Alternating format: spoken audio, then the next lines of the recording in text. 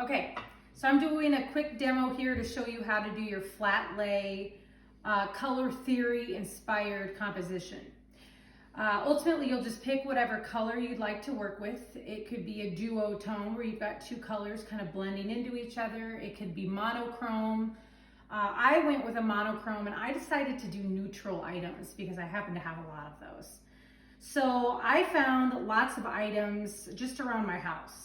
I grabbed things that were, for the most part, a neutral kind of a wooden look.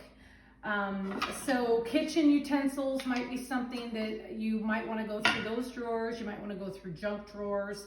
Toys work great. Office supplies, art supplies, elements found in nature are also good.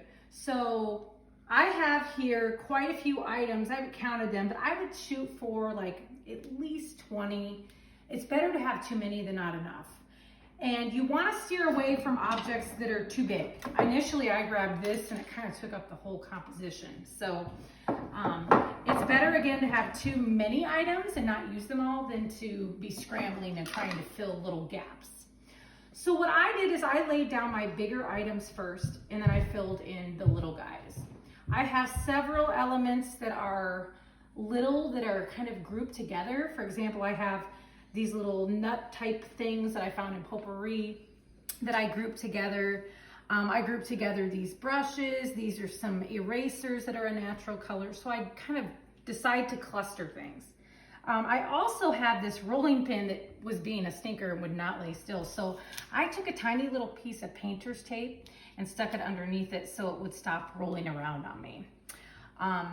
So really setting everything up is kind of what takes the longest when you get rolling. But you want to be near a window. You do not want it to be insanely sunny with light beams kind of shining through. So it's about 4 o'clock in the afternoon right now. It's actually an overcast, snowy day.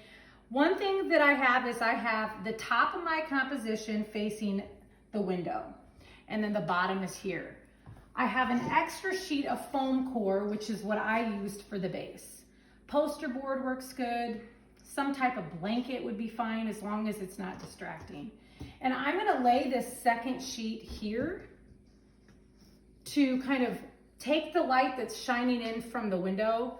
It will bounce off and it makes it so the shadows are not nearly as dramatic.